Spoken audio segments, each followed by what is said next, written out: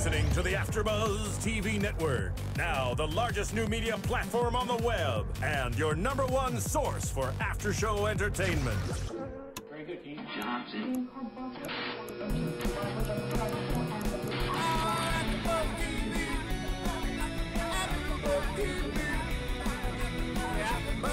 The AFTERBUZZ Studios in Los Angeles, California. Presented by Maria Menounos and Bing.com and streaming live thanks to Akamai Technologies. This is AFTERBUZZ TV's The Challenge After Show. We'll break down tonight's episode and get you all the latest news and gossip. If you'd like to buzz in on tonight's show, you can buzz us at 424-256-1729. That's 424-256-1729.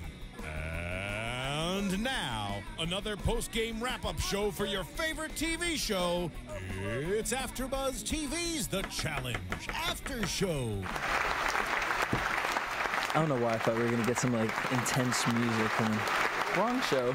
Yo, what up, AfterBuzzers? Bing is for doing, and we are here doing another AfterBuzz TV after show for MTV's The Challenge Battle of the Seasons, Season 23, Episode 10. I am DJ Jesse, and I am joined in studio with Roxy Striar. Hello! Get that loud applause for the girls. Thank you. Roxy and the twins. I'm just doing it because I knew she was self-conscious. Okay, you know what? We love that they make together we're appearances. triplets. And I love that. Oh, I do. They're out to play. All right, so this episode was a whole lot of pushing. A whole lot of push and shove in this episode. Including the first challenge game, which was called Force Field. It's a force field. That's what did you, the teams basically had to get inside these, like, donut tubes, intertubes, whatever they're called. 1 or 2 if you had 2 people on your team, boys and the girls. And you had to push them out of bounds, but if you fell 3 times, you were disqualified. Right. So the girls went first. What did you think of the ladies? Of the ladies. I liked how Marie, from the top, her head's always in the game. She's very confident. She's like, I'm going to win, and I'm going to send everybody home. And she did do very well. She almost won, but Brooklyn beat her in the end. But also, I was confused with Marie when she helped Brooklyn knock San Diego out. So first it went, Cancun was gone, then Las Vegas, then it was between San Diego, St. Thomas, and Brooklyn. And Brooklyn was obviously gunning for San Diego, and Marie helped give that extra shove to push San Diego off. Which is important because later on in the episode, she's so... How could they do this to me? But she seemed to be gunning for them. Maybe that was just the way the intertube rolled, but it's what it looked like.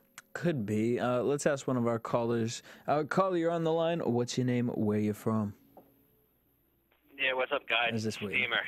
What up, Steamer? What did you think of the game Force Field? It was all right. I mean, it's better than some of the ones they've had, but not the best of the season.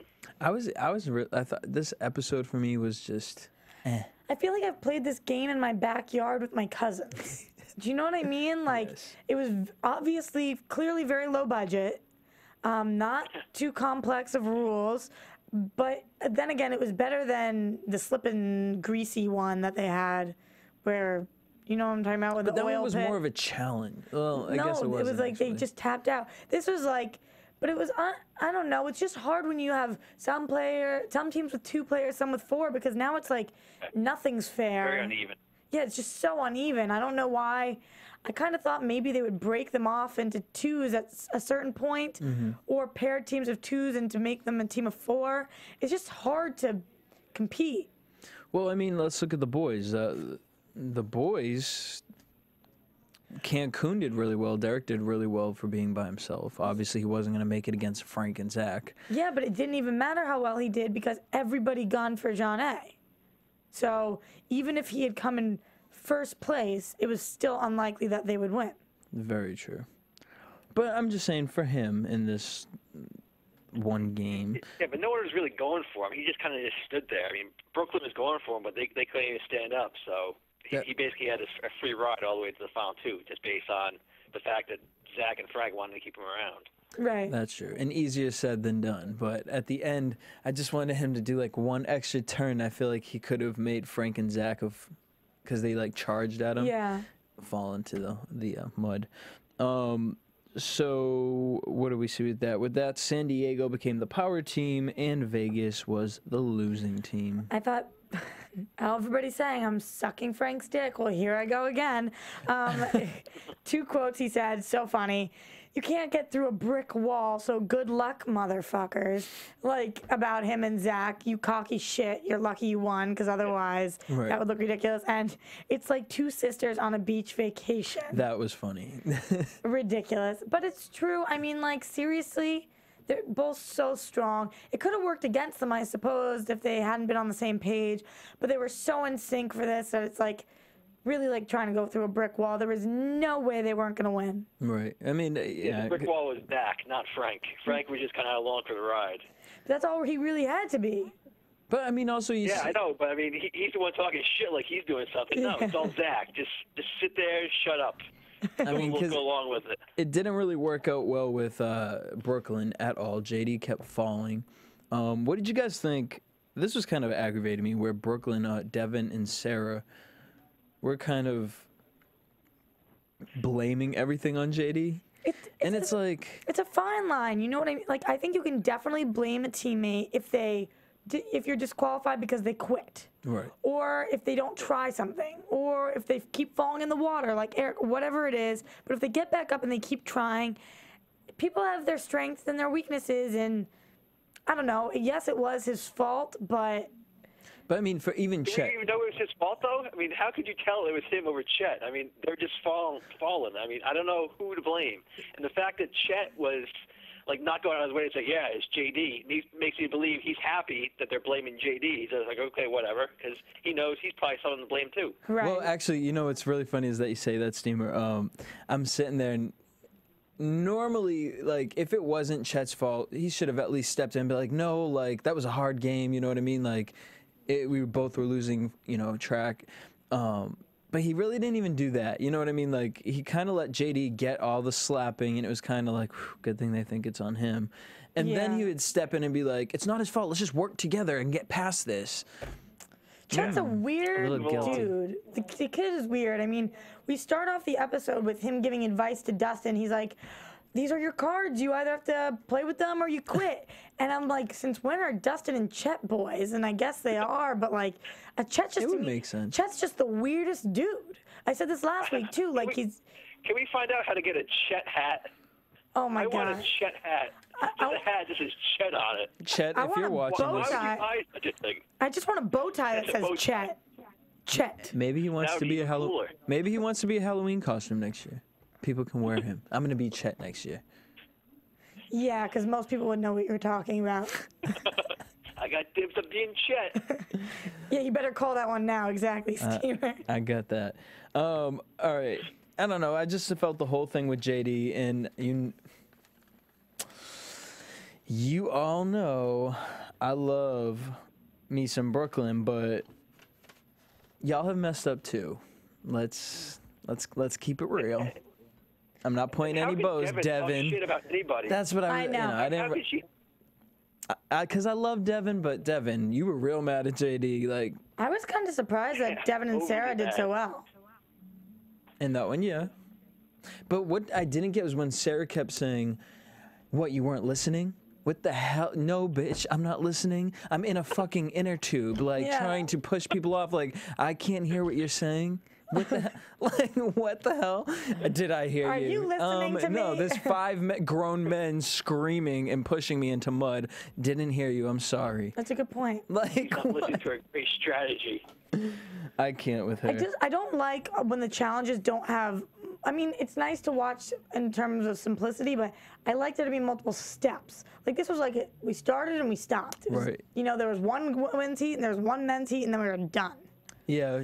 Like, you don't get to see them come. I even would have liked it if it was best of 3 for the women and men's, or you just kept trying to get points. You know, there was multiple. I'm actually surprised they didn't do best of 3 or something. You know, multiple ways of getting points, because I feel like you've got to get some sort of strategy, and there was none. There only was enough time to get in there and use brute force, so it was almost rigged so that San Diego would win. You know, which I don't think is fair.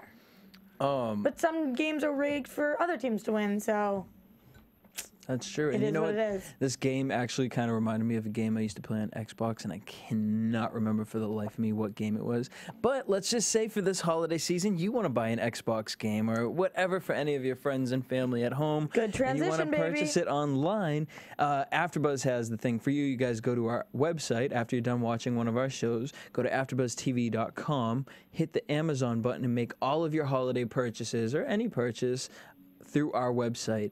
There's no extra charge, just it helps us here at AfterBuzz. So please support AfterBuzz by shopping online with Amazon through AfterBuzzTV.com. Thanks. And Roxy's kiss. Okay, so You're San like a Diego pageant girl today.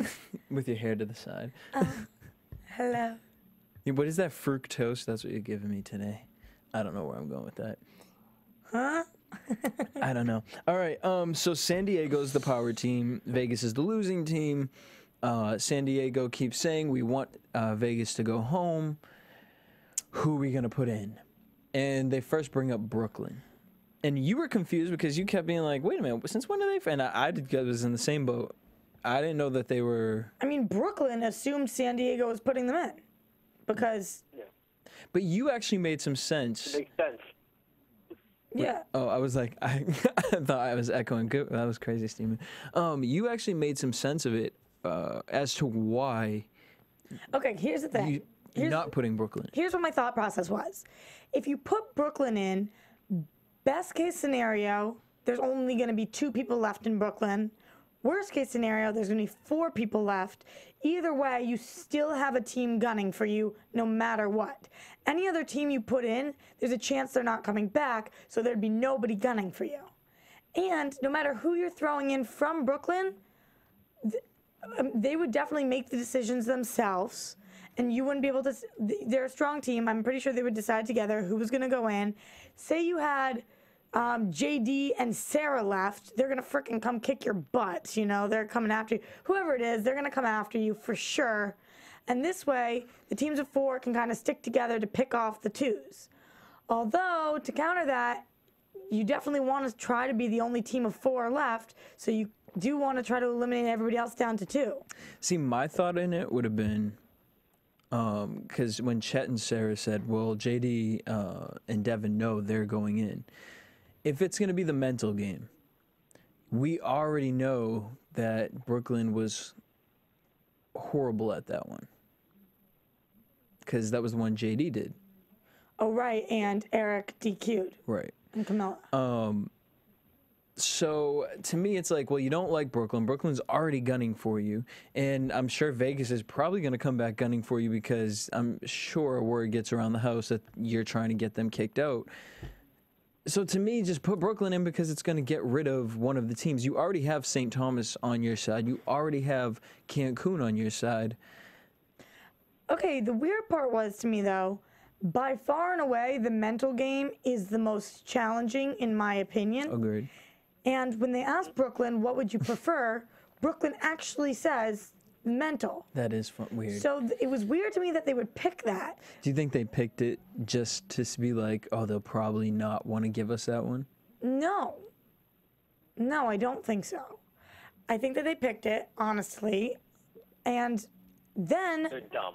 Yeah, because whatever. And then San Diego picks mental, but doesn't pick the team that wants it. So they don't pick the challenge that the team that they put in wants. They pick the challenge that the other team wanted. Right. So I think maybe part of that was they knew that that Brooklyn wanted mental. So in case they ever have to go up against Brooklyn, mental isn't on there. I don't know. What did you think, I don't Steven? even know. I thought the obvious move was to go for Brooklyn. That way, either you get rid of Las Vegas, which you claim you want, or you get rid of half of Brooklyn, in which case you're only a 4-person team there, and you're basically guaranteed to win. Right. I mean, obviously, sometimes a 2-person team can be an advantage in the final. But I think in this case, having the 4 people there will give you a huge advantage. Did you think there would be any benefit in getting rid of Cancun or putting Cancun in? No, Cancun's not winning the final. That might just keep them around. They're just waste of space and more money for you. Yeah, I see that. All right, so now all the drama goes down. They pull in Brooklyn, and then they pull in St. Thomas. And what did you think about this whole Marie? And it's funny, we were going to have Marie call in today, but the whole cast is filming the reunion right now, so no one could call in. But I was feeling, I understand what Marie was saying. Like, it's like, well, you're obviously not going to pick that because here's my thing. Frank, you sit there every episode and you say, I'm the team captain, I'm this, you rah, rah, rah. But then really the only person who wanted to save Cancun is Zach. No, I don't think so. I think that I think Ashley, Sam, and Zach all were into saving Cancun. And I think that Frank didn't have a problem saving Cancun. I think he wanted to send him Brooklyn. Agreed. But I feel like Frank could have had a little more pull in getting Ashley and Sam to getting rid of Brooklyn. Strategically. Does he really want to push it at that point? I mean, how much has he already caused, like, strife in the team? So at that point, he just has to go along with whatever just to make Zach happy. I agree, and I don't think, I mean, he was crying and he was upset because of the friendship, but I don't think he really gave a shit in terms of the game, which ones were going in. So it was like, you got to pick your battles. I think that was a smart move of him not to push it so hard. It can't always go his way. And next time, he can be like, well, let's throw in them because you guys said this last time and I listened to you, so listen to me now. So I think it makes sense. But as far as the thing, couple quotes I wanted to read about this situation. Is that okay? What did you have? DJ Jesse, is that all right with you? Yes, go. Love Zach's quote. People in the house might see this as me protecting John A. And actually, yeah, that's what it is.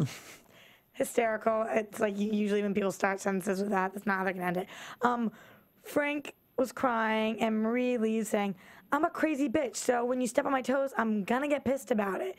I liked her in her little confessionals today, or in her little interviews. She's just like, here's who I am, I'm a crazy bitch, deal with it. Her and Frank seem to be perfect counterparts for each other.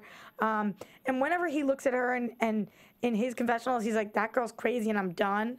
Or whenever she, in her confessional, is like, that boy's crazy, I can't do this. I'm just like, you two are one and the same. Exactly. You are one and the same. Deal with it. Love each other for it. Like. Or I love the part where Marie was, when that whole fight started happening outside. And if you watch Zach's looking at it and he's just like, you can just see like I'm done dealing with this. And it's like, that's Frank, what you look like. Frank, you mean? Yeah. And that's exactly what I'm saying. I'm like, you guys are meant for each other. Like. And she's pointing and she's like, I hate you and I hate you and I hate you. And he's like, sit down. You're being, what's the word that he kept calling her? What did they keep saying all episode? You're being. Not a child. Oh my gosh. Spoiled? No. A spoiled brat. No, that's not what it was. Yeah, it was. They kept saying she's a brat. No, not that. There was another word. I'll come back with it next week. I forget what it was. They kept saying it, and I was like, that's not really what that means. I'll think of it. But anyway, Rob tries to sit Marie down. Is like, you made your point. And she's like, did I? Yes, honey. Yes, you did. Loud and clear. Loud and clear. And then she's looking to pick fights, and she's like, who's next?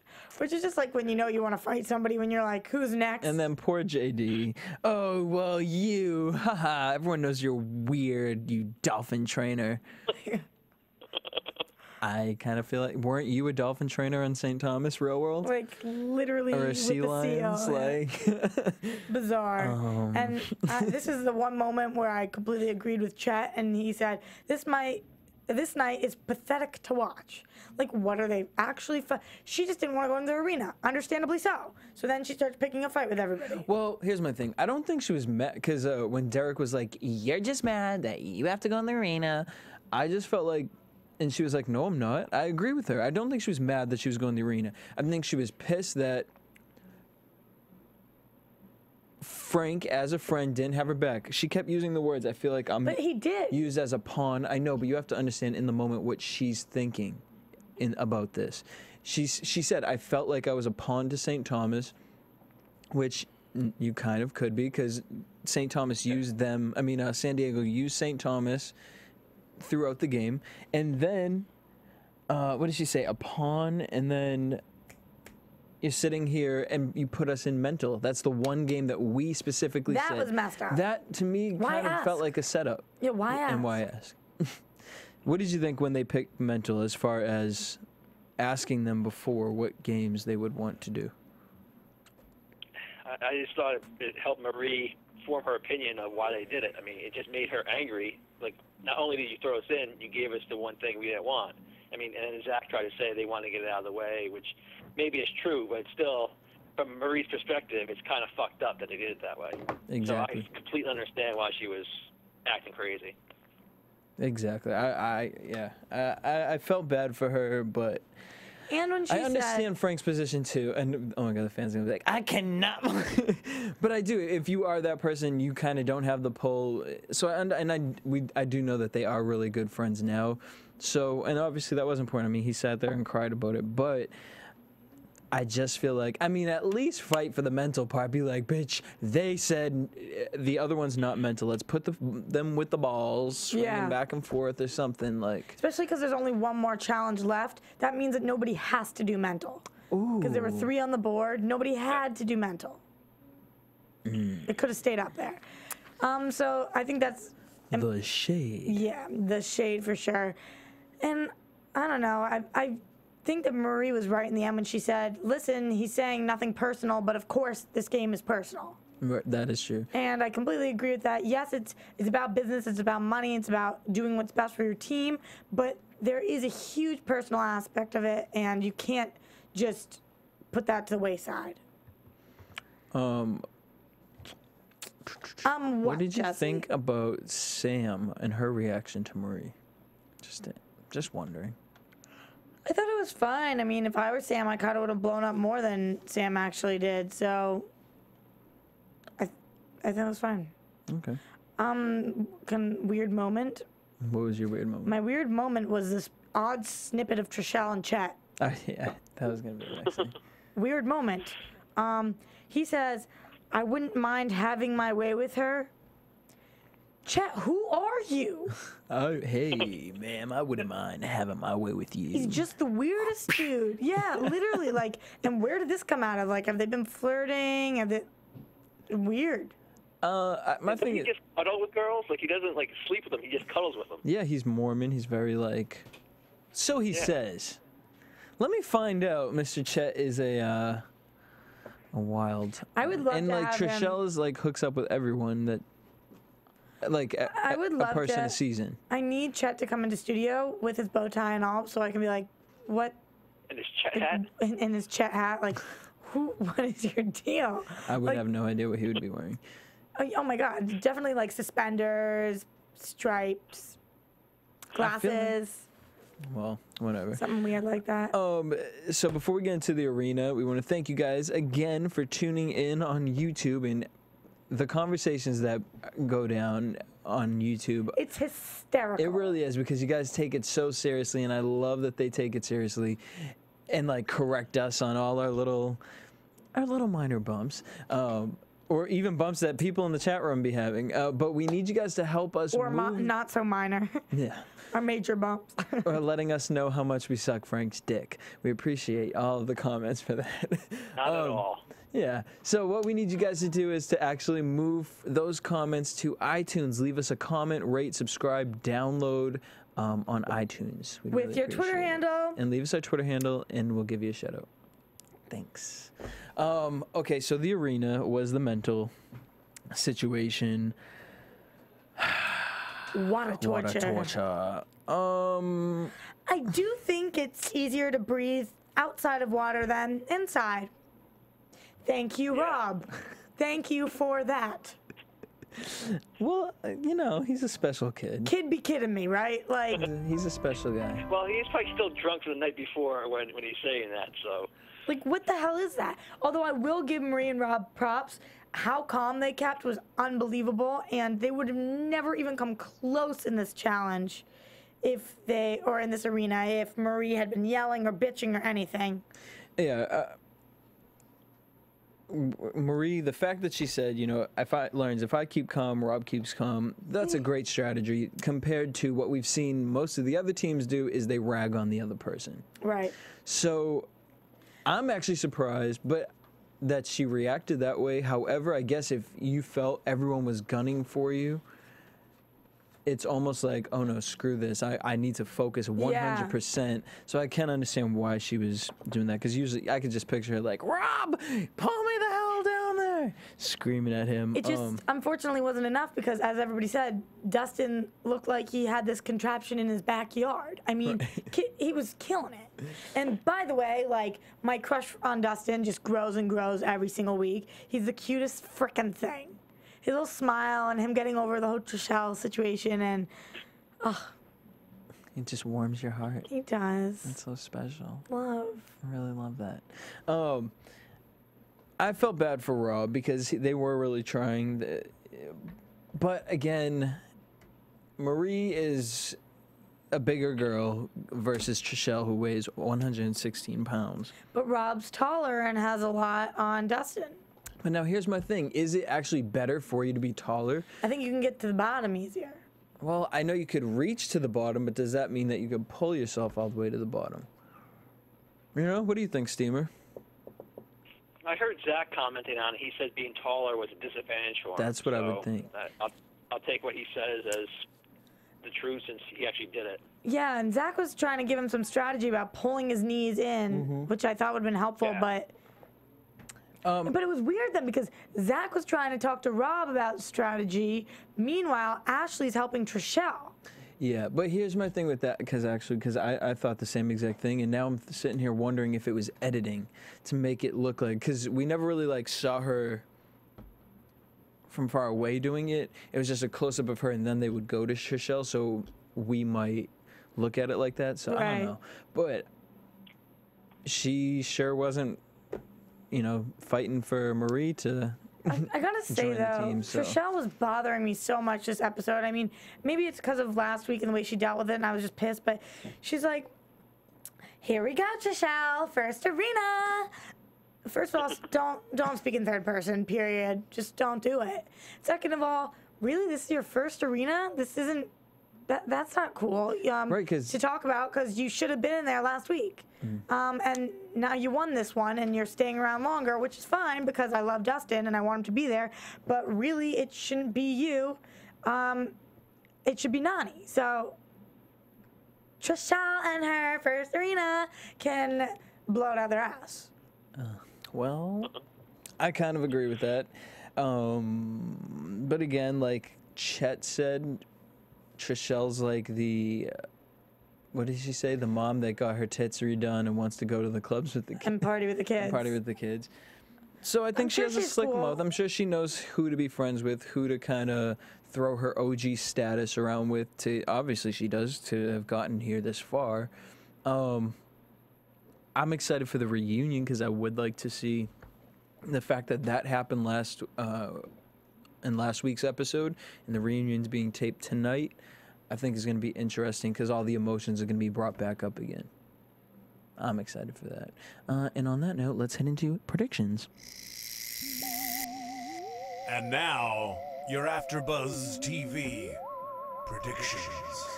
So I believe that next week is the final challenge before the challenge.